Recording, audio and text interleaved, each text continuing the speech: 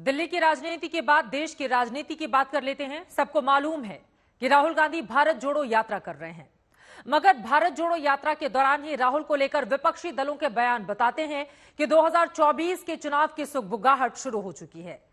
शरद पवार ने कहा है कि राहुल में विपक्ष को एकजुट करने की काबिलियत है, तो टीएमसी के सांसद शत्रुघ्न सिन्हा ने कहा है कि राहुल में देश का नेतृत्व करने की क्षमता है। सवाल यह है कि क्या राहुल गांधी विपक्षी दलों को स्वीकार्य हैं?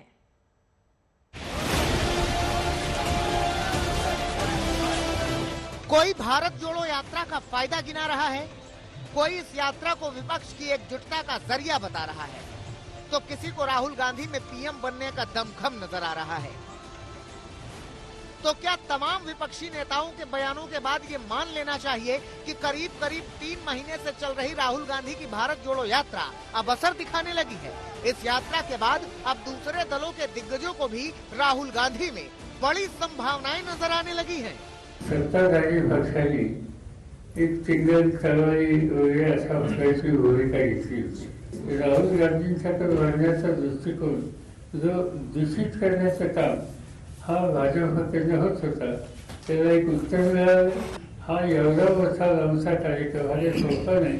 एनसीपी अध्यक्ष शरद पवार का ये बयान इस लिहाज से भी काफी अहम हो जाता है क्योंकि कभी उन्होंने ही राहुल की नेतृत्व क्षमता पर सवाल उठाए थे। राहुल गांधी की अगुवाई को लेकर कांग्रेस को उन्होंने निशाना बनाया था। अब राहुल गांधी पर पवार के बयान ने कई कांग्रेसी नेताओं का उत्साह बढ़ा दिया है। बहुत खुशी बात है उसी पर।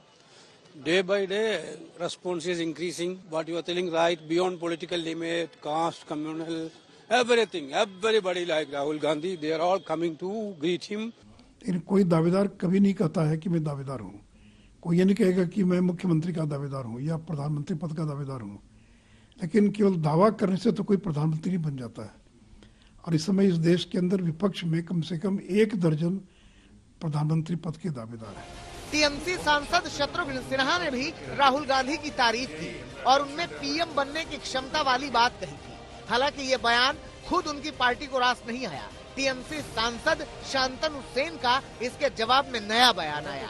कुछ बातों से नजरें नहीं चुराई जा सकती।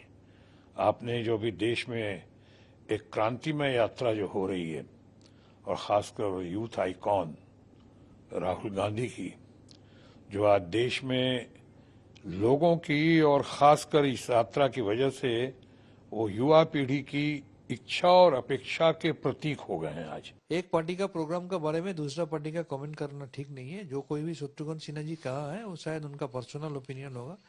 मेरा तो कहना यह है कि भारत को जोड़ने का पहले सबसे पहले अपना दल को, पार्टी को जोड़ना चाहिए। जिस तरीके से कांग्रेस अपने आप टूटते जा रहा है, जिस तरीके से G23 का नाम में कांग्रेस का एक से बढ़कर एक वरिष्ठ लीडर कांग्रेस छोड़ के जा रहा है। इससे पहले बिहार के सीएम नीतीश कुमार भी कह चुके हैं कि अगर राहुल विपक्ष की ओर से पीएम के उम्मीदवार बनते हैं तो उन्हें कोई ऐतराज नहीं।